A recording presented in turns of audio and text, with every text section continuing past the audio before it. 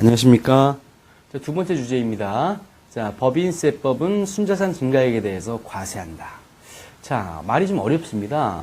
자, 이 말에 대해서 어떻게 생각하십니까? 좀 어려운 말인데요. 일단 정답은 순자산 증가액에 대해서 과세를 하지만 두 가지는 제외를 합니다. 그래서 그 순자산이라는 개념은 사실 우리 회계학을 할 때 이 자본에 대한 얘기입니다. 자본. 그래서 회계학에서 우리가 재무상태표를 보시면 자산에서 부채를 뺀 나머지가 이제 자본으로 규정이 되죠. 그래서 아마 이제 회계에 대해서 이렇게 좀 익숙하지 않으신 분은 벌써 이제 거부 반응이 있을 수 있어요. 벌써 뭐 재무상태표나 뭐 자산, 부채, 자본에 대한 말씀을 드렸기 때문에요. 근데 말은 쉬운 말입니다. 우리가 100원짜리 너무 싼가요? 뭐 한 1억짜리 뭐 집을 하나 산다고 가정을 해볼게요. 1억짜리 집을 사게 되면 1억 원짜리 집이 이제 자산입니다, 자산. 근데 그 1억짜리 집을 전부 다 이제 내 돈을 가지고 살 수도 있는 것이고, 은행에서 이제 차입을 해서 살 수도 있겠죠. 그래서 만약에 1억짜리인데 한 3천만 원을 은행에서 빌리고, 한 7천만 원을 내 돈으로 샀다면, 그렇다면은 요걸 가지고도 우리 재무상태표라는 걸 만들어 볼 수 있습니다. 그 재무상태표라는 것은 우리 예전 말로 하면 대차대조표입니다. 그래서 이 케이스 살펴보시면 자산은 1억 원이죠. 자, 그 다음에 부채는 3천만 원입니다. 그 다음에 나머지 7천만 원인 내 돈이 자본입니다. 근데 이 자본을 회계학에서는 다른 말로 표시할 수 있는 말이 있는데요. 그 말이 순자산이라고 얘기합니다. 그래서 순자산이라는 말은 자본이라는 말과 동일하게 이해하시면 되겠습니다. 자, 그런데 만약에 생각을 해볼게요. 지금 1억짜리 집을 샀잖아요. 그죠? 근데 이게 만약에 그 다음에 됐더니 1억 2천만 원이 됐습니다. 굉장히 좋은 일이죠. 자, 그래서 살펴보면 이제 자산은 1억 2천만 원이 됐죠. 자산 가치가 증가했으니까 은행의 빚도 많이 갚아야 되겠죠? 사실은 그렇지 않죠. 은행에다가는 내가 내 자산이 증가했던, 감소했던지 간에 3천만 원만 갚으면 됩니다.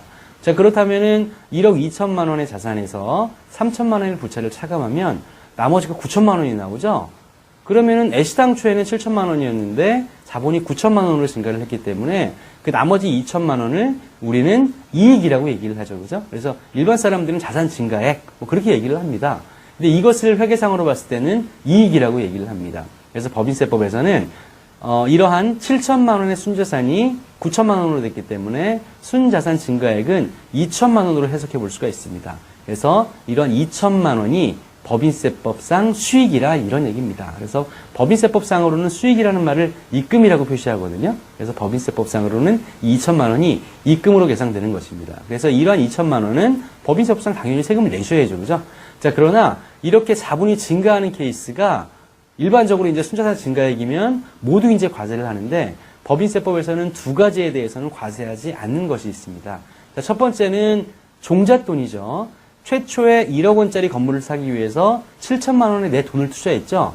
그럼 회사 입장에서 봤을 때는 아무것도 없다가 7천만 원이 생겼다라는 것이죠. 자, 그렇다면은 0원에서 7천만 원이 생겼기 때문에 7천만 원도 순자산 증가액입니다. 자, 그러나 그 돈에 대해서는 법인세법상 과세하면 안 되겠죠. 그래서 그거를 자본의 납입이라고 이야기를 합니다. 그래서 그러한 자본의 납입에 대해서는 과세하지 않고요.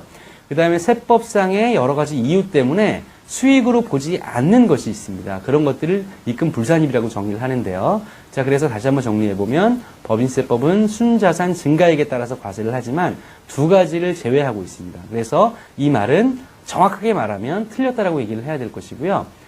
왜 틀렸냐면은 두 가지를 제외한다는 말이 없기 때문입니다.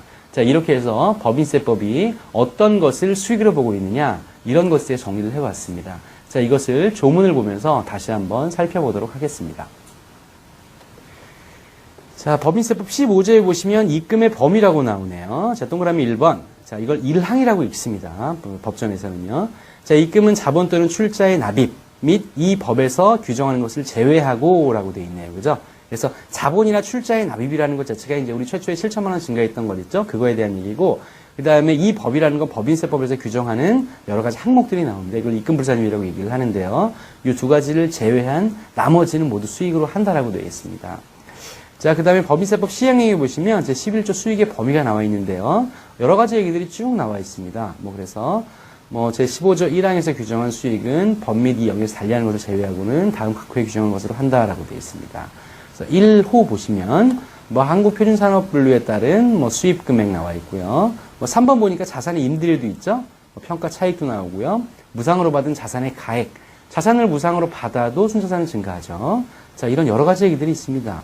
6번에 보니까 이런 얘기도 있네요. 채무의 면제 또는 소멸. 그래서 갚아야 될 돈이 있는데 은행에서 3천만 원에 내가 빚이 있는데 그 돈 갚지 말아라 한다면 그것 자체도 이제 순자산의 증가이익이겠죠.